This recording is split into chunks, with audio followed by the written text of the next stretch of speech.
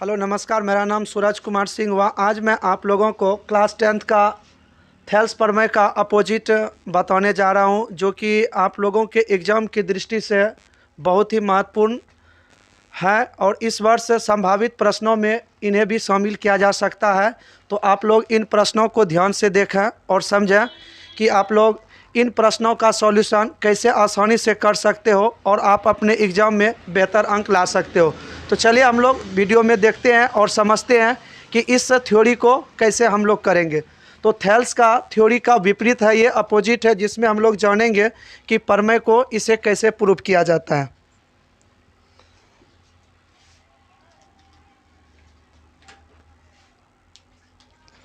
तो चलिए हम लोग स्टार्ट करते हैं।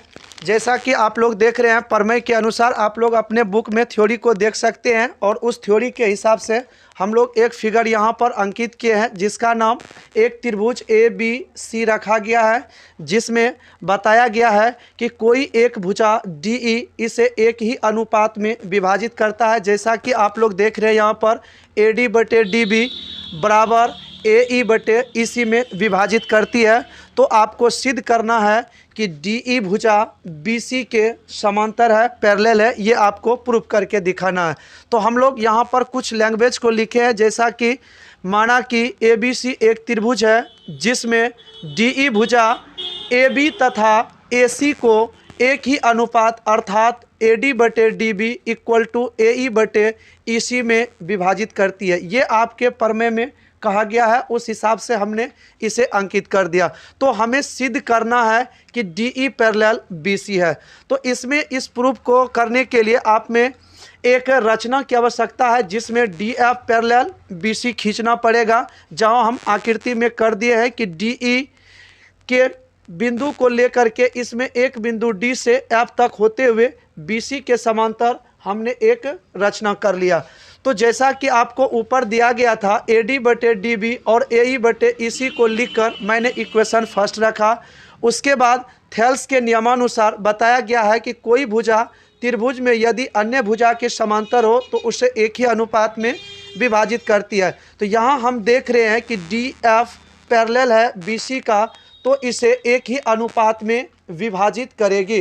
तो AD/DB = AF/FC होगा। जैसा कि हमने AD/DB = AF/FC लिखा और इक्वेशन इसे सेकंड मान लिया।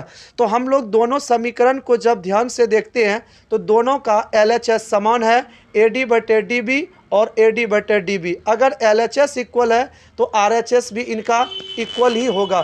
तो इस नियम के अनुसार मैंने समीकरण फर्स्ट और सेकंड से AE/EC = AF/FC लिखा और इस स्थिति में हम दोनों तरफ अपने हिसाब से एक जोड़ रहे हैं।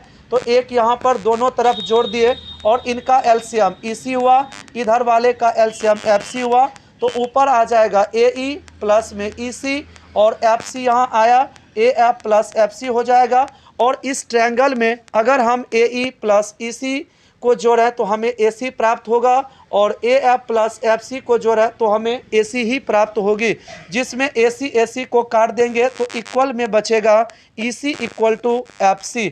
तो इससे यह स्पष्ट हो रहा है कि EC = FC से यह स्पष्ट होता है कि E तथा F दोनों एक ही बिंदु पर है। चूँकि DF पैरेलल BC पहले हमने कंस्ट्रक्शन में खींचा था, यदि E एवं F दोनों एक ही बिंदु है तो F के स्थान पर हम E को अंकित कर सकते हैं और DE पैरेलल BC प्राप्त हो जाता है। तो इस प्रकार हम इस थ्योरी को प्रूव कर सकते हैं और आप इसको एक बार दो बार जितने बार हो सके इस वीडियो को देखें और लाइक करें, सब्सक्राइब करें और अपने दोस्तों में शेयर ज़रूर करें। धन्यवाद। मिलते हैं नेक्स्ट वीडियो में।